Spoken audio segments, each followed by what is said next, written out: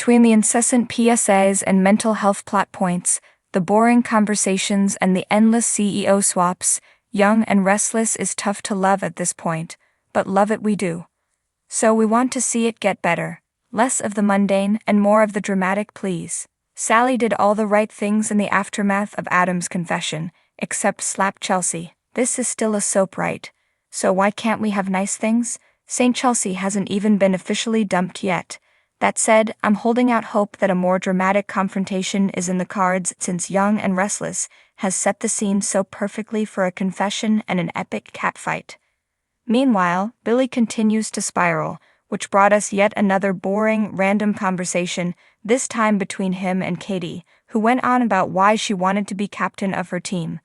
Pile onto so many other dull conversations, like those about Harrison's puppet, his love of caterpillars and metamorphosis, and what Lucy's punishment could be. It's clear the writers don't understand that we're not here for the mundane. It's like Charlie Brown's teacher for me when they start droning on. I just want to tune out. Don't get me wrong, I love Katie's spirit. This is just one of the biggest problems with this soap at the moment. Endless pointless conversations and not enough big drama. The battle for Chancellor is heating up and I want to feel invested. It's Catherine's company after all, but it all boils down to just another CEO swap, and that I stopped caring about a long time ago. What I have enjoyed is seeing Lily come into her own as a powerful businesswoman, and not taking anyone's crap.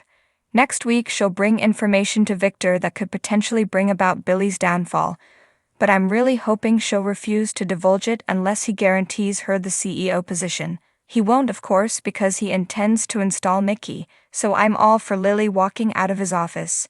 Little does she know, a twist could help Lily get revenge on Billy. Side note, I don't like the corporate life for Chance, but under the circumstances it was entertaining to see him find a little fire inside and confront Billy with an ultimatum. Thoughts? Do this to characters who were meant to be so much more complex? It's baffling. Not only would Claire be more entertaining to watch with an edge, it would make more sense for a broken Kyle to fall for her. Instead, we're going to watch her help make peace between him and his parents and fend off any and all potential for drama, while they stare googly-eyed at each other. In related, Diane is not wrong about Kyle's buried anger toward her.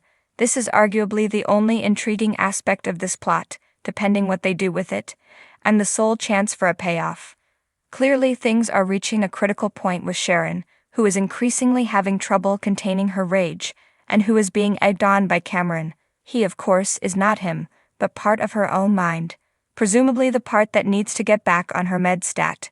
As Cameron mentioned, Sharon is not on her meds and has not been in contact with the doctor despite assuring her family she would take care of those things. Her fury is being focused on Daniel and his family, including Phyllis and Lucy, whom she's forbidden from having contact with Faith. Of course, it's all extremely over the top where Sharon is concerned, and everyone can see that, but Daniel didn't help the situation by walking up to the table to exchange pleasantries right after Sharon's unhinged visit to their apartment. This is obviously headed somewhere very bad.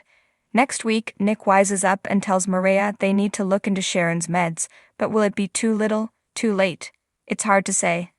At this point, it's difficult to imagine these writers allowing anything truly terrible to go down, but I'd love to be wrong and see some big drama come out of this.